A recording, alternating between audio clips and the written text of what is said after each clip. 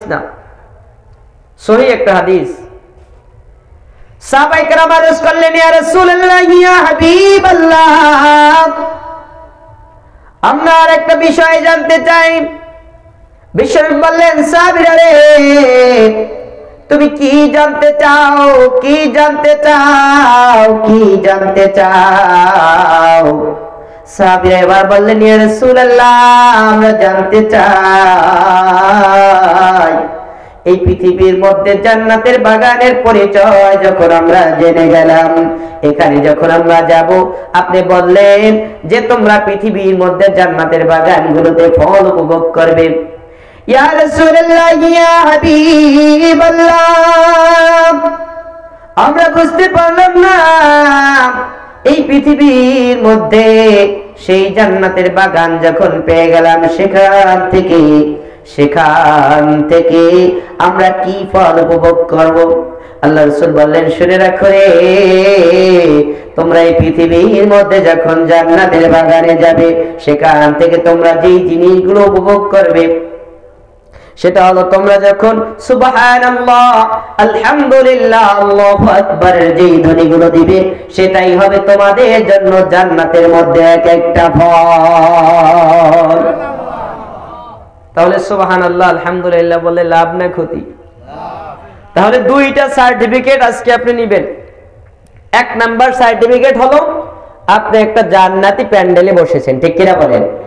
জান্নাতের বাগানে বসেছেন। দুই নাম্বার কথা হলো যে আপনি যেই জায়গায় বসেছেন সুবহানাল্লাহ, আলহামদুলিল্লাহ যদি বলেন, এটা আপনার জন্য জান্নাতের মধ্যে ফল হয়ে থাকবে। সুবহানাল্লাহ, আর একটু জবান করে বলেন না সুবহানাল্লাহ। নারে তাকবীর, নারে তাকবীর, নারে রিসালাহ। সম্মানিত হাজিরিন, এজন্য আমরা নির্দ্বিধায় যেই জায়গায় বসেছি এটা একটি জান্নাতের বাগান, ঠিক কিনা বলেন?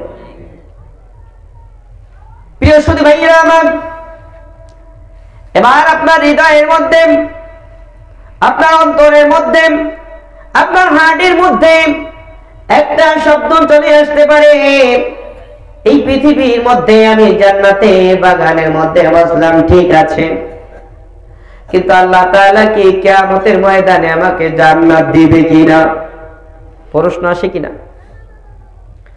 প্রিয় সুধী ভাইয়েরা আমার, এজন্য আল্লাহ রাব্বুল আলামিন পবিত্র কোরআনে হাকিমের মধ্যে বলেন, ইয়া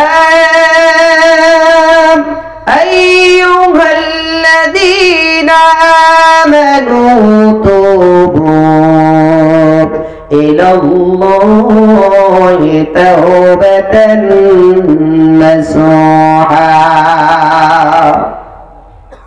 আল্লাহ তাআলা এই জায়গায় পাপিষ্ঠ বান্দা যারা পাপ করে, যারা গুনাহ করে, তাদেরকে আল্লাহ তাআলা ডাক দিয়েছেন। সুবহানাল্লাহ বলবেন না? যারা ঈমান এনেছে আল্লাহ তাআলা তাদেরকে ডাক দিয়েছেন, আর ঈমান যারা এনেছে তারাই তো পাপ করবে, ঠিক কিনা বলেন? প্রিয় সুধী ভাইরা আমার, বান্দার সিফাত হলো, বান্দা এই পৃথিবীর মধ্যে বারবার গুনাহ করবে, বারবার গুনাহ করবে, বারবার গুনাহ করবে, বান্দার সিফাত। আর আল্লাহ রাব্বুল আলামিনের সিফাত হলো, বান্দা যখন গুনাহ করবে আর ওই বান্দা যখন আল্লাহ রাব্বুল আলামিনের কাছে ফিরে আসবে, আল্লাহ রাব্বুল আলামিন বান্দাকে মাফ করে দিবে। সুবহানাল্লাহ, বান্দাকে কি করবেন?